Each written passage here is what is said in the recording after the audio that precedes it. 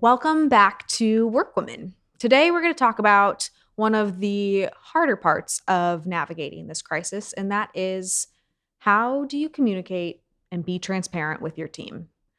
This is not the time to pretend like everything is just how it's always been. This is not the time to hide in a hole and hope that you're going to get out. This is a time when leaders step up, when they are brave, when all of those nice, cute Instagram memes about being a great leader and having grit and being the best are actually put on display. The way that you handle this crisis, the way that you are transparent in your communication with your crisis will define whether or not you are an incredible leader or if you just let things that came to pass be hard and you didn't actively take a participative role and a leading role in making this the way that it should be, because there is a right way to communicate during a crisis with your team members.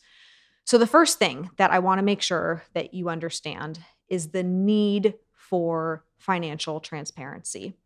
In a lot of cases, when you're looking at a reduction in force and the business is struggling, you don't have to share the financial transparency of the organization because your fear might be that you're going to lose your best people and that you're going to keep the worst people if they realize what the financial situation is. Well, with a crisis like this, the opposite is true because the job market, the unemployment rate, is going to be challenging no matter what. There is no question that it will be more difficult for people on the other side of this to get a job.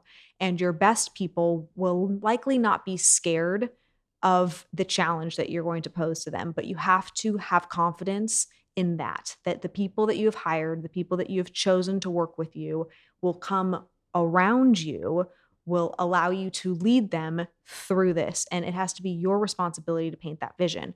But in order to do that, you have to be real with the numbers. It's not just there to be fun and cushy.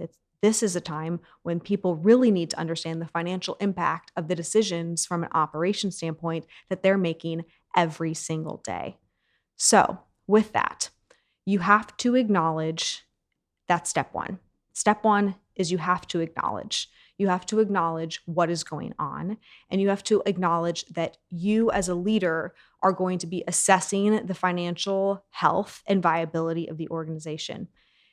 Your team knows that this is happening. There is no question that you're meeting with your CFO or your financial planner, whoever it is in your life and in your business that is responsible for the finances. If you're a solo man shop, or if you have tons of employees and you have a CFO, whatever that looks like for you, everybody knows that that's the first place that business owners are going. So be transparent about talking about that. Let them know that the responsible thing to do is to assess what needs to happen in order to make the business pivot and change. Your lack of acknowledging it will make people more scared, even though it's challenging and it's probably fearful for you in that moment to be that transparent that that's the process you're going through. The second piece of this is if you're not already going through what your cash position is currently, you are probably behind, to be quite honest with you. We are a few weeks into this at this point, and you need to have a very clear understanding of what your run rate is with the existing infrastructure that you have in place and how long you can sustain with the existing revenue that you have or with the lack of revenue that you have. But you having a full concept and getting your financial statements in a place where you can make decisions is step number two, outside of the fact that you have to communicate that you are acknowledging that things have to change with your team. When you are talking to whoever in your business or in your life is responsible for your finances, make sure that there's clarity around the fact that revenue is changing and what you anticipate. It's not just saying, everything's going to zero. It's what is the best case and what is the worst case scenario and the phases at which you need to be planning for these things. When it comes to getting your financial statements in order, the reason that's important is you have to start setting your thresholds. Your thresholds are imperative for step 3. This is a 3-part process. So with your thresholds, you need to be understanding what is going to change with your revenue line. What are you going to realistically anticipate? If there is a best case, a okay case, and a worst case scenario, make sure that whoever is prepping your financial statements understands what your perception of those 3 buckets are. And then from a fixed cost perspective, what are your fixed costs? And then from your payroll perspective, what are you planning on doing with those team members? And what is your best case, okay case, and worst case based on the revenue line changing? Once you have these thresholds in order, you are then able to make really smart decisions about what to do with your most valuable asset, and that is your people. In the best case scenario, you get to keep every single person, but you are just running potentially a tighter ship. You're just not spending on things that are unnecessary, and you've tightened down from that perspective. The second phase of this could look like everybody across the board taking a certain percentage of a pay cut to be able to mitigate potential bleeding out over the course of this next 2 months, 3 months, 4 months, however long this goes on. So that is the second phase. The third phase looks like what team members would you have to get rid of should your revenues sink below a certain threshold? And there's a specific process that I will get into on another episode as to the best way to identify which team members won't be able to continue on with you and how to communicate that, how to lay somebody off in a remote environment. All of that stuff is critical because there is a right way to do it. But for the purposes of this episode, first step is acknowledging it with your team. Second step is clarifying and getting a really good understanding of where you're at financially, and then creating those case scenarios of what happens if, and then mapping that to your team and being able to share with them, okay, when this happens, then this is what it's going to look like. When this happens, then this is what it's going to look like. So that when you get to step 3, which is the communication process, at least everybody knows with certainty what they can do about it. The challenge is if you don't communicate these things, people are already scared. People already don't know if their job is on the chopping block. And so a lack of control normally allows people to get in a state of apathy where they're not going to put their best foot forward because they don't feel like they have any real control. But by presenting it in a way where you're doing it in phases and you're acknowledging it on the front end, you're setting your team up to say, guys, this is something that we have control over. We have XYZ amount of revenue. We have XYZ amount of fixed costs. This is the break even analysis. And if you're not comfortable getting fully into the numbers, at least share percentages or share some way for them to understand where you're at and at what point you'll be making these hard decisions so that then they can take control and fully allow you to participate in things that go wrong. Maybe you have a client that is not happy with you, and in normal circumstances, you wouldn't be involved with that conversation. But because right now you realize how critical that client is to your business, they're able to pull you in. That is a win for the business. And that is a way that you need to be empowering your team during this time to come around you, to come around the business needs and fight in the way that it likely hasn't been fought for before. Now, when we get out of this, because we will get out of this, this is also how the business should run in the future, right? Running and forcing this leanness in an organization does force a bit of a restructure and a bit of a reprioritization, which is a very healthy and good thing.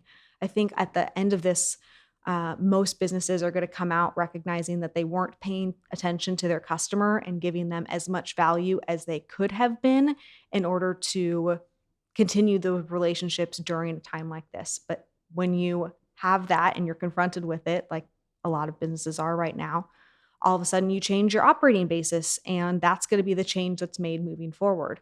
So with those client touch bases, with the customer touch bases, with the product touch bases, by communicating with your team in this way, you're giving them control, you're bringing them into the conversation, you're having them have transparency, and you're allowing them to be a stakeholder in your business, because your one goal is to be able to mobilize that team of people that you hired, that team that you were charging the hill with, and you just have to reorient them to what hill you're charging right now. The hill looks different, but you still need that team just as actively engaged, if not more actively engaged. And the way to do that is through a level of financial transparency that allows them to feel like they have control and that they can pull in the right things at the right time in order to save the business, save the operations, and make it nimble enough to last through this time. So with that, I know these are hard topics. Like, even when I talk about them, I'm like, oh man, like this podcast isn't always going to be about the doom and gloom of preparing to fire team members. But things are changing in this environment. Things look different than they looked. And as I talked about a little bit on the first episode, the intention is to be able to share all facets of business and all facets of the decisions that are required of leaders and of team members during whatever economic times we're going through. And so I hope that you guys are staying safe. I hope that you guys are continuing to create opportunities. I hope that you are shutting off the news and just focusing on the things that you can control right now. But I also really encourage you to look at the way that you're communicating with your team and how you're bringing them in so that you don't feel like you're fighting this battle alone with all of the other factors on top of the business. Being alone in this, being the entrepreneur that is just burying their head in the sand and not really able to have a network or a group of people to bounce ideas off of, this is the time, this is the place to be able to pull your head out and say, okay, I'm going to communicate this in a different way so that I can not be alone on an island. I can use the people that you already work with that are already there who want to help you solve your problems. So, with that, one place that you can go to that is a resource during this time that we've spent a lot of time creating is the Emergency Business Protocol book. Cardone Ventures team has come together, and after talking with the hundreds of business owners that we've been on the phone with for the last couple of weeks, we've put together the guide for what you should be doing in marketing and finance and people and leadership.